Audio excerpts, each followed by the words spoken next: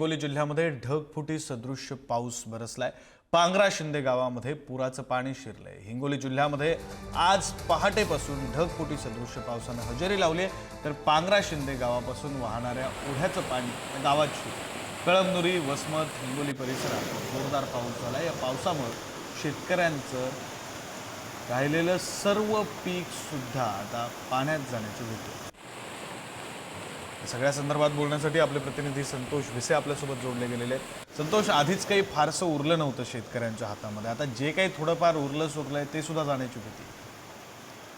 नक्कीच विक्रांत, अतिशय विदारक परिस्थिती निर्माण झाली आहे। खरं तर रात्रीपासून पाऊस बरसतोय आणि सकाळी पहाटे जे आहे तर या पावसाचा वेग वाढलेला आहे। हिंगोलीतल्या पांगरा शिंदे दांडेगाव परिसरामध्ये सर्वाधिक जास्त पाऊस झाला आहे। हिंगोली, वसमत, कळमनुरी या भागामध्ये ढगफुटी सदृश पाऊस झाला आहे आणि या पावसामुळे शेती पिकाचं तातोनात झाले, कारण आता शेतीचं कहाणीला पीक आलेलं आहे सोयाबीनचं। मात्र आता हे सोयाबीनचं पीक काढावं की नाही हा देखील शेतकऱ्यांपुढे प्रश्न आहे, कारण सोयाबीनचं पीक जर काढायचं म्हटलं तर एका बॅगला साधारणतः 4 ते 5 हजार रुपये खर्च येतो आणि त्यातून उत्पन्न होणार किती नेमकं, कारण प्रत्येक सोयाबीनच्या शेंगाला जे आहेत तर झाडाला केवळ 4 ते 5 शेंगा आहेत।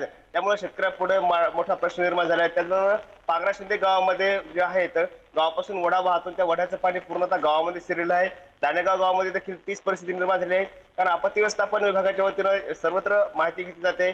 पण जिल्हा प्रशासन देखील अलर्ट मोडवर आहे, कारण आता पंचनामे घेणं सुरू आहेत। त्यामुळे आता पंचनाम्याची आकडेवारी पुन्हा एकदा वाढण्याची शक्यता आहे, कारण आज जो पाऊस पडतोय हा अतिशय विदारक पाऊस आहे आणि पावसाचा वेग एवढा आहे की म्हणजे पूर्ण पाणी जे आहे तर शेतामध्ये साचलेलं आहे। आजही शेती ही पूर्णतः हातची गेलेली, कारण शेतकरी हा पूर्णतः हातभार झाला आहे, कारण अवघ्या काही दिवसावर जे आहे तर सणवार संतोष, तुम्ही म्हणताय त्याप्रमाणे शेतकऱ्यांची अवस्था खरंच अतिशय बिकट झालेली आहे। सगळ्याकडे लक्ष असू द्या। तुर्तास धन्यवाद या सगळ्या माहितीसाठी। शिंदे येथे ढगफुटी सदृश्य पाऊस चालू आहे। वड्या नाल्याला वडे नाले भरून वाहत आहेत। गावामध्ये पण पाणी शिरलेलं आहे आणि रात्री पण शेतकरी शेताकडे गेलेले, तिकडे पलीकडे अडकलेले नदीच्या, आणि दूध काढायला दूध उत्पादक शेतकरी जवळपास 200-300 लोक इकडे अलीकडे पण अडकलेले आहेत।